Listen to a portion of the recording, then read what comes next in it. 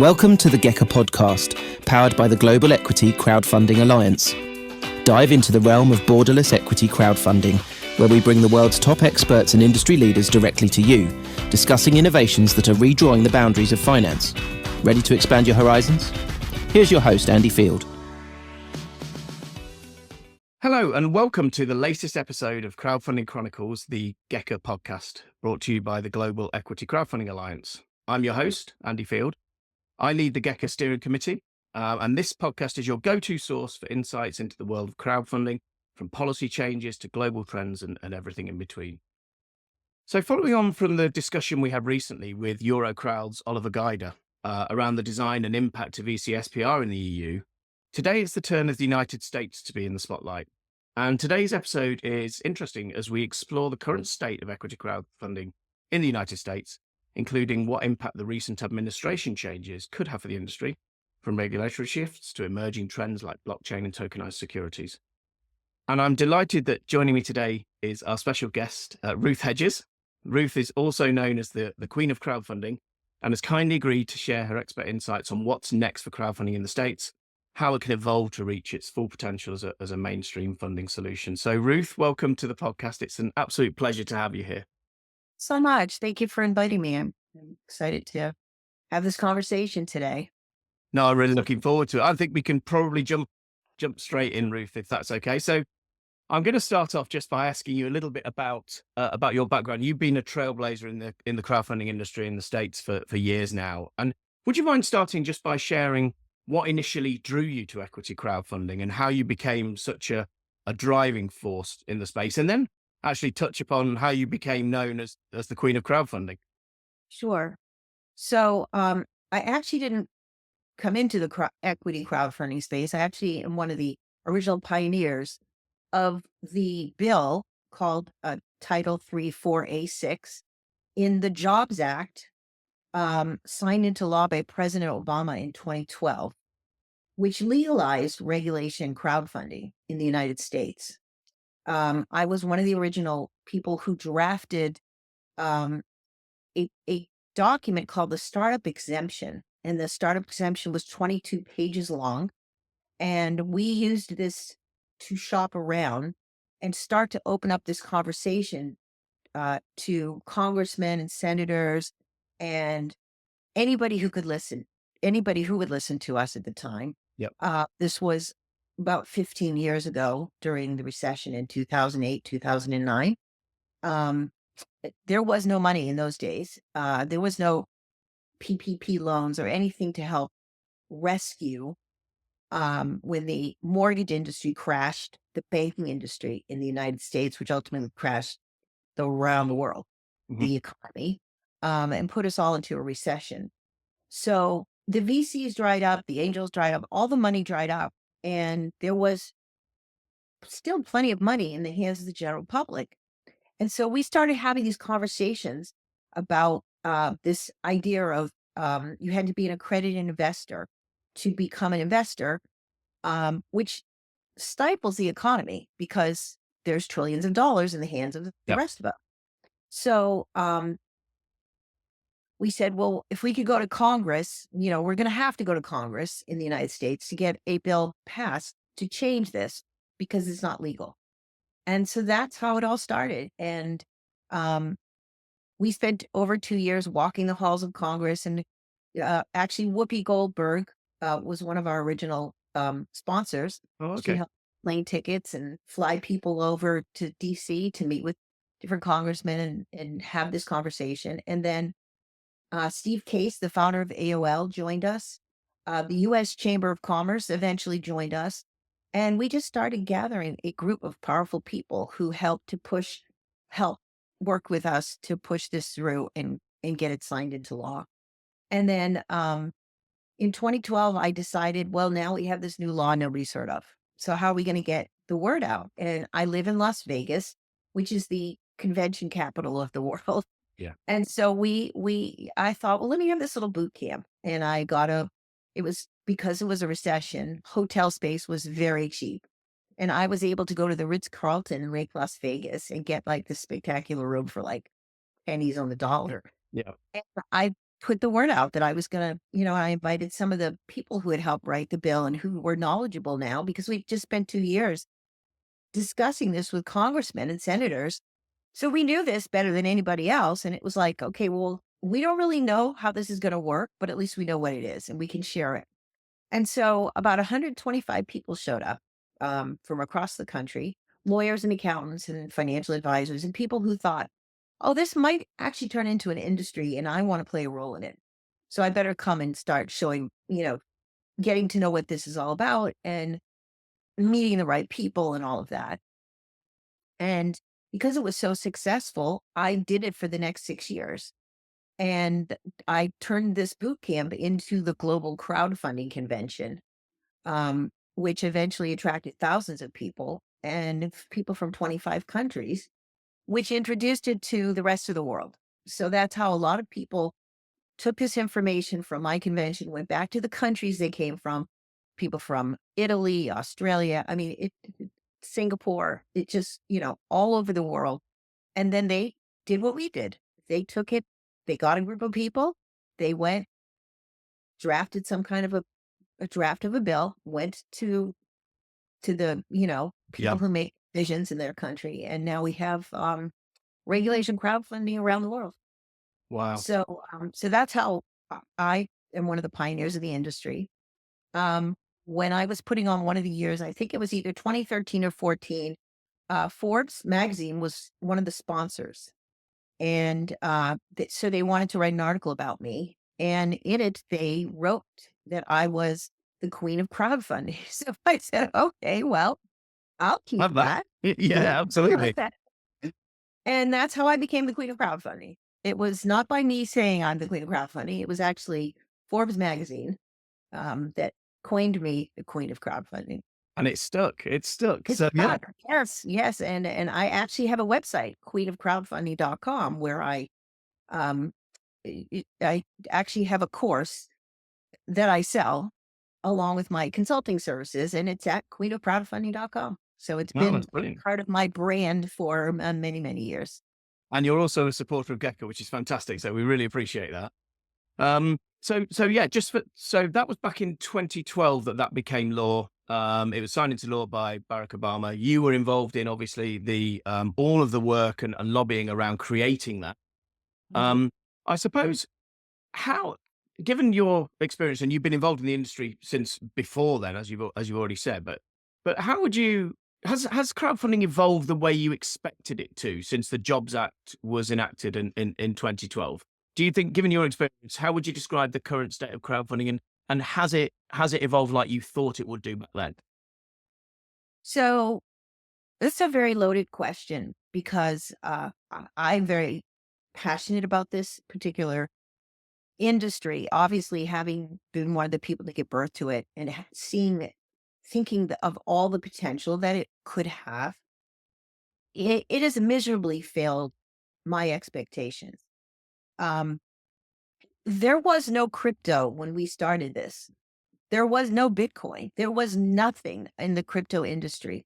There wasn't the blockchain when we started this. Yeah. When you think about how that industry launched after we launched this, and the trillions of dollars that go in and out of cryptocurrency every single minute of every day, all over the world, and then you look at how small the industry in the United States, we are the parents of this industry, and we can't even do a few $1 billion. I mean, that's pathetic. It's just embarrassing, frankly, because we in the United States have an enormous amount of wealth. Yeah. An enormous amount of wealthy people. And this isn't even a wealthy person's investment activity. It's actually meant to be an average person's, meaning you can put $100 in, right? So what excuse do we have? And in the regulation that were passed into law in the United States, you can, if you are an issuer on a funding portal, you can solicit money from anyone, anywhere in the world. So there's more trillions of dollars in the rest of the world of all the people you might know in France or Italy, or you just might want to market to people in those countries. So the idea that we are sitting here since 2012 and it's now 2025, And the United States has only done a few $1 billion of regulation crowdfunding, all the funding portals for Title III. I'm not talking about Reg A or any, I'm just talking about Title III is, or what's referred to as Reg CF, Yeah. is inexcusable to me. And I know you have more questions to ask. I will get into why I think this is the problem, but Well, it has been a great disappointment to me, frankly. yeah, no, I mean, that's clear, and I can absolutely understand why you're saying that, because I suppose the vision back in 2012 was to unleash this potential, and it's kind of not really happened to the extent that it should have done. And there's all sorts of things that are there that can enable it. The technology's there, for example. So there are other things that are clearly preventing things. So you're right. Let's get to another question. If we move on to the current landscape in the US, and probably this probably echoes around the globe, actually, but I'd love to hear your views on what you feel are the biggest challenges that the platforms themselves and the issuers are facing in the US today. So I suppose they will be contributing to that sort of underperformance of the industry as a whole. What will be the biggest challenges, you think? So when we drafted the first iteration of this 22 pages and shopped it around, when it became a law in the United States, it took the government 3 years to write the laws on how this would work. Yeah. And guess how many pages those laws are today?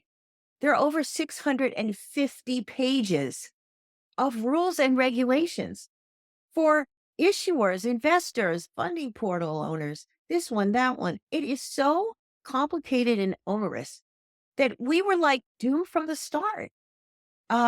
It's just indescribable. It's impossible for me to describe how complicated they made something that should have been so simple. Because first of all, you can go into a casino, because I live in Las Vegas, and you can put as much money on a craps table or a punch if you want, right? You can, we just had the Super Bowl, right? And people bet as much money as they wanted on the Super Bowl and nobody stopped them. Yeah. You can buy lottery tickets all over the United States, in every city and town in America, in every 7-Eleven. You could go into and buy as many, and nobody cares how much money you're losing, you're winning. Nobody cares. But when it comes to making an investment, all of a sudden the government has to get in, make it so complicated, make it onerous, make it this, make it that. Worry about, put caps on how much you can invest, how many offerings you can invest. That whole thing is so complicated. And then obviously on the issuer side, if you are a startup, right? Think about how much work you have just starting a business. Yeah. You desperately need this money. And what does the government do? The government comes in and makes it more gives you even a laundry list of more things to do before you start to raise the money, Yeah. So the whole process from end to end is incredibly laborious. And it was probably quite a shock to you when you saw that. Well, maybe it wasn't a shock. Because we remember we were in the middle of a recession. We were trying to create jobs, called the Jobs Act, and we were trying to help companies get funded, because 60% of the jobs in the United States of America are created by startups. Yeah. They're not created by Walmart and all these big corporations. They are created by startups. So if we don't help startups get launched and funded and be successful, we lose job creation. And then the whole economy just tanks, So for us to be sitting here 15 years later, and for me to not be sitting here on this podcast with you, telling you that, oh, this has been a great success, tens of billions of dollars have been raised, is incredibly sad, frankly. Yeah. And I suppose maybe some light on the horizon, so to speak. But I suppose, given obviously the recent political changes, I guess before we talk about what's likely to happen soon, given those recent political changes, what do you think needs to happen next to push equity crowdfunding into the mainstream as a real viable alternative to the traditional venture capital and private equity? And I suppose that's both from the the regulation that the platforms have to adhere to, and also for the investors, also for the startup businesses themselves. What do you think really needs to happen? It might be a very short answer, this one. Well, first of all, the crowdfunding industry needs to be more collaborative. Like what you're doing is incredibly important. Yeah. Because if you look at the Consumer Electronics Show, CES, every year they come to Las Vegas. It's the biggest convention in the world. 150,000 people show up from all over the world. Sony and, Apple and all big corporations are there, and they all play nice. They're there to make deals with each other because they know this is how they build their business when everybody's successful. For the good of the industry. Absolutely right. Exactly. Yeah. Exactly. But not in equity crowdfunding. You never see any of these companies together in a room or in any kind of collaborative way. They want to own the space and they're just going to put everybody out of business and they're going to be the only funding portal left or, law firm left or whatever. And it has been to the detriment of the entire industry. Yeah. Um, And you're right. We are trying to do something about that. That's exactly what we're trying to do. The way that just to explain to everybody, I'm sure most people will know this, but the whole reason for GECA is to try and promote borderless equity crowdfunding, and without that sort of the voice in numbers, it's the power is in our numbers, definitely. And people coming together to try and echo the same sentiment is absolutely crucial to what we're doing. So I completely agree with what you're saying, Ruth, there. And I think the things that you're talking about as well as the things that I'm talking about. So yeah, would echo that. And then the other problem is the amount of deal flow. So you have organizations all over the world. Excuse me, my nose is running today. Incubators, accelerators. In the United States, we have the SBA and the SBDCs and all these small business development centers all across the country trying to help small businesses because we are the engine of the economy, right? Well, none of them, I mean, literally none of them, have any information about regulation crowdfunding of any subsequence. Maybe there's somewhere on a website page way deep behind some millions of walls. Why isn't this center we had to go to Congress and get a law passed. We had to have a president sign this into law. If this was so important that it had to go through that process to become legal, why isn't the government putting it front and center? And when, for example, the government gave out money during COVID, they gave out all these checks. Why didn't they tell people, hey, if you don't need to use this to pay your bills, make an investment in a small business. Yeah. Go on the funding portal and throw $100 into a company and be part of their journey. Join them in this experience. It's a fun thing to do. Even if you never see a return on your investment, you are creating jobs, you are creating tax revenue, and you are getting to experience something in a company that you may never in your whole life be able to do yourself. But if you're an investor, you kind of get to feel like you're doing it, even though they're doing all the work. You know what I'm saying? Yeah. And so there's so many people that have spent their whole life saying, oh man, I always wanted to launch a restaurant. I always wanted to have my own bar, or I wanted to make my own wine, or whatever it is. Well, now you could be part of somebody else's company that's doing that. You know what I mean? And just go along for the journey. Yeah. So people need to be educated about the industry, and the industry needs promotion.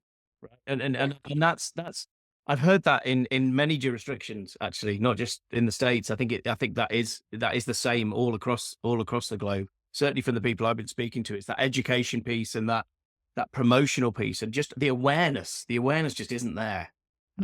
It's hidden. You're right. It's absolutely hidden. So yeah, so that's very clear that's something that you think needs to happen. And I have always said, we need billboards across America. Yeah. We need buses wrapped with this messaging on it. We need commercials on television. We need entertainers, celebrities talking about this. This is such a powerful mechanism if it were to be really scale. And if people knew, again, there's trillions. I mean, people throw their money at some of the most ridiculous things. If you go on TikTok, or you go into Amazon, or you go into any of these platforms and see the millions of gadgets that somehow we all need to survive. That we were growing up, our parents surely didn't have all these gadgets. We had a knife and a cutting board and a spoon and a fork, and we somehow prepared food and did all these things without 1,000 different gadgets. But if you look at every industry now, there's like 1 million gadgets Yeah. and they're being sold to the public, and the public is wasting their money. So much stuff. Instead, they could be putting some money investing in. And one of these little investments could turn out to be the next big thing. And Yeah. all of a sudden, some little investment they made 10 or 15 years ago, they completely forgot about, could make them some money. Yeah, and I guess for that to happen, there's going to be a whole lot of thinking done around some of the rules and regulations around just simply the marketing and, in the advertising, because there's I don't know so much about the States, but certainly in the UK, for example, there are very strict rules about marketing. And yeah, that has to be looked at as well. Okay. That all makes perfect sense. So lots happening over in the States in terms politically. We've all been watching with great interest, everybody from all over the world has, of course. And with all those recent changes in the US administration, have you noticed anything happening, any shifts in policy or regulatory focus that's affecting equity crowdfunding? Does anything in particular stand out that you're seeing the shoots of maybe now, or is that not happening yet?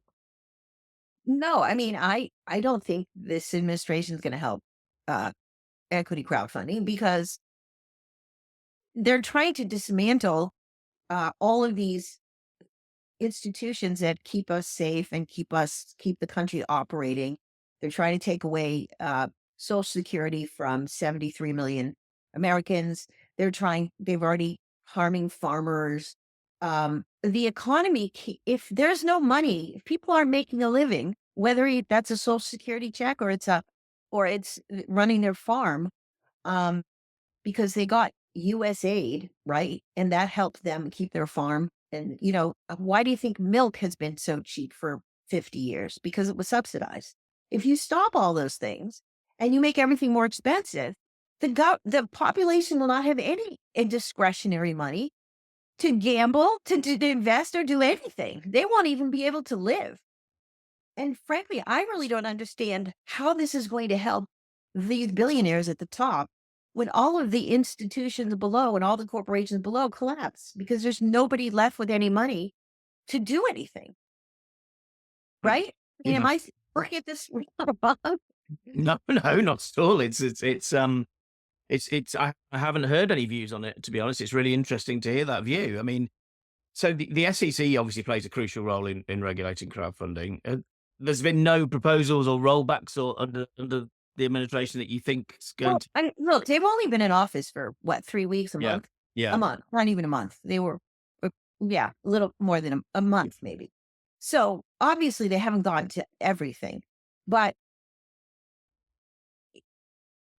everything they have done to this point, literally everything they've done to this point has been counter to what would be productive for small businesses. 100%. I mean, you look, if you take people's Medicare, their ability to stay healthy, or you take away all the things that, that keep us healthy and the institutions that we can go to stay healthy, how is that going to help people being able to go to work and keep the economy and the engine of this country moving if half of us are sick because we couldn't get a flu shot because they decided that flu shots are stupid? You know what I mean? Like they're going to wake up in 2 years when we have the next elections and they're all going to get voted out of office because this is an absolute disaster. It's already showing to be a disaster and it's just going to get worse.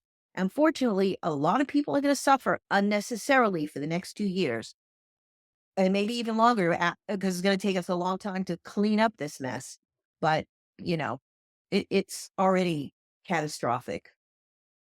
So certainly short term, you're not seeing anything positive for the industry in terms of what the new regime is going to be bringing. Oh, none. Okay, well let's see let's hope that's not going to be the case. But I completely take on board your opinions on it, and I suppose so. Just moving to we touched on it earlier, the technological side of things. Obviously, GECA's got a primary focus of helping to make equity crowdfunding truly borderless. We've already mentioned that. technology can obviously play a huge part in that, with the rise of blockchain, tokenized securities, and that kind of thing. And so, how do you see these technologies playing a bigger role in the future of crowdfunding in the States, if they can, Right. and also perhaps beyond as well? I mean, so there's another, I'm the big proponent of cryptocurrency. I have owned cryptocurrency for, since 2017. I bought some Bitcoin. I wish I bought it earlier, as Yeah. I'm but I still got in when it was fairly You were an cheap. early adopter. Yeah, absolutely. Yeah, I got a couple of Ethereum coins at $200 a coin. So that was I wish I had, again, I wish I had bought more, but at least I was, I dipped my toe in the water early on.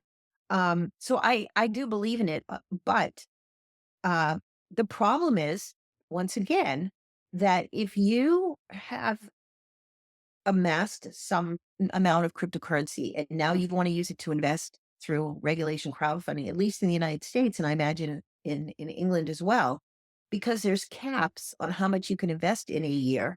The average American that makes less than $100,000 can only invest a few $1,000s. So how is that helping if you just made all this money on Ethereum or a Bitcoin this year and you say, now I have some extra money? Let me go and use, maybe there's a funding portal that lets me invest using Bitcoin. I have the Bitcoin. I want to make a nice investment. I could actually really help this company. And so do 10 of my friends, because we all just made all this money on Bitcoin when it went to $100,000. But guess who's coming in to stop us? The government. They're saying, no, no, no, no. You've already invested the cap this year because you invested in somebody, 3 months ago. And so you have to wait until January of 2026 before you can make another investment. Does that make any sense? Yeah, I take the point. I guess the underlying technology itself, that the blockchain, tokenized securities, that already exists to help the platforms actually carry out their activities day to day. The transparency of the transactions, that kind of thing, can all be of benefit, and hopefully that's how I think it will be used in the future. And obviously that the utilization of crypto, for example, could be really useful, particularly when you're looking at cross-border transactions. Obviously not having the very expensive fees associated with currency conversions and that kind of thing could be of real. Right.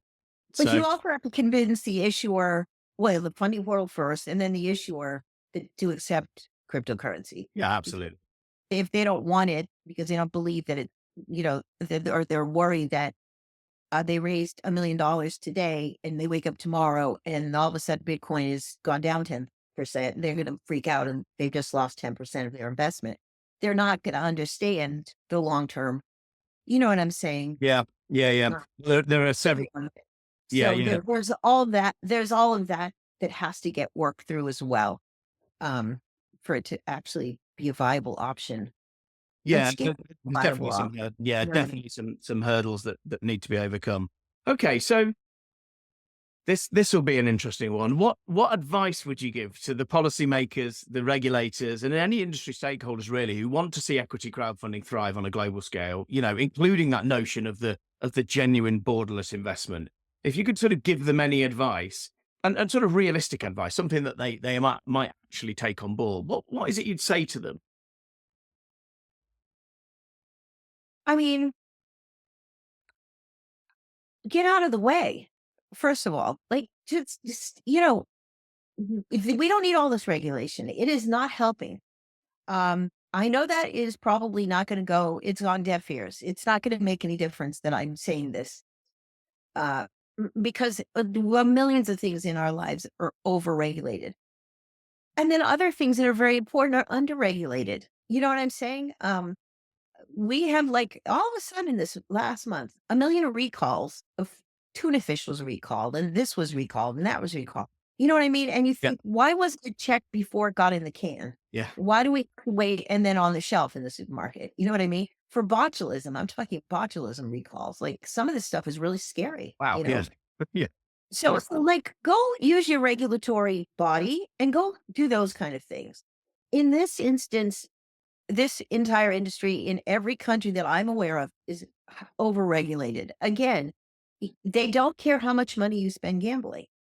They don't care how much money you spend shopping even. Look at all the people that have shopping addictions. They Yeah. just can't stop themselves. You know what I'm saying? So I feel like that is the first thing they need to look at, how their regulatory, uh, zealous regulatory Mm. personality is harming the ability for this industry to scale.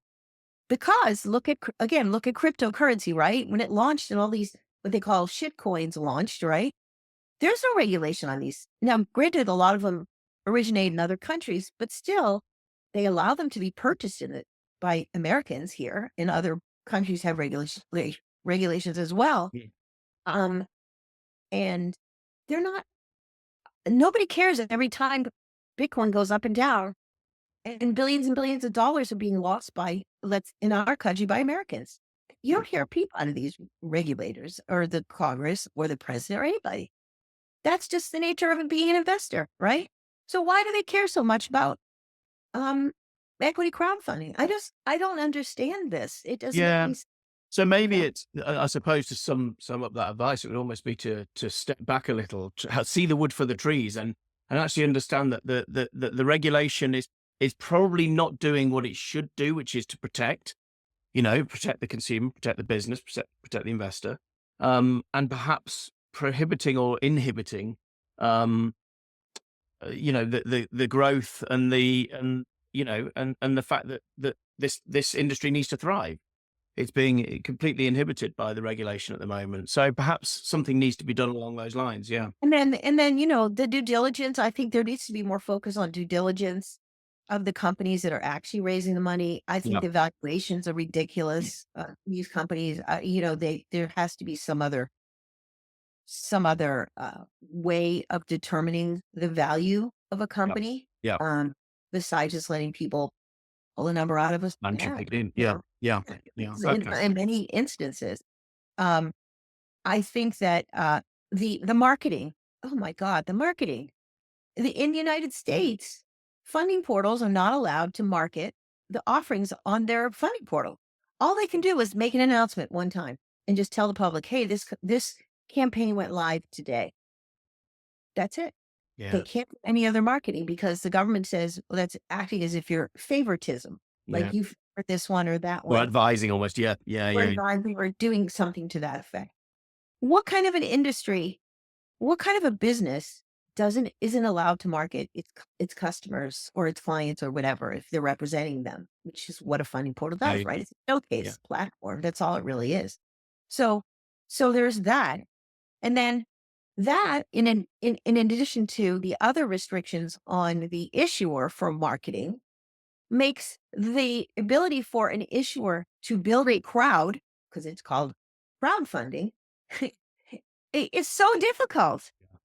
Again, every time, if you look at these 600 plus pages of regulations, the amount of restrictions that hamper and paralyze and stifle this entire industry is just mind blowing. And Yeah. that's why we are where we are. We are impotent in being able to really grow this thing. Yeah. So there's a lot to be working on here. Ruth, we've got about 2 minutes left. It's been a real pleasure talking to you today. But I kind of always ask this question, and it wouldn't be the Crowdfunding Chronicles if I didn't ask you this question. If you could change one thing about the equity crowdfunding industry today, what would it be and why? Just one thing. Okay. Yeah. Well, I already talked about the regulations. I'm not going to Yeah. talk about that. I really feel like the industry, all the players, all the people need to get into the same sandbox and play nice together. I really feel like that would change the entire industry. Collaboration. Yeah. Yes, because we all have a passion for this. We all have Yeah. a desire to see this industry grow and become what we imagine it could be, right? But if we are in our individual silos, right, doing our own little thing over here and there, we're going to be here 15 years later having the same Same conversation. conversation. Yeah.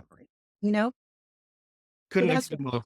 Couldn't agree more. And that's exactly what we're here to try and help people do. So, Ruth, thank you again for sharing all your valuable insights with us today. It's clear that equity crowdfunding in the US is traveling through some very interesting and tricky times, and we're going to be watching closely just to see how that may have a ripple effect across the world in terms of how other jurisdictions follow suit and how they'll be affected by what's happening over there. So thanks once again, Ruth. Really appreciate it, and hopefully we can talk again soon. And thank you as always to our listeners for tuning in to the GECA podcast. Please stay tuned for future episodes where we'll continue exploring the evolving world of crowdfunding and the innovations that are shaping its future. Thanks very much.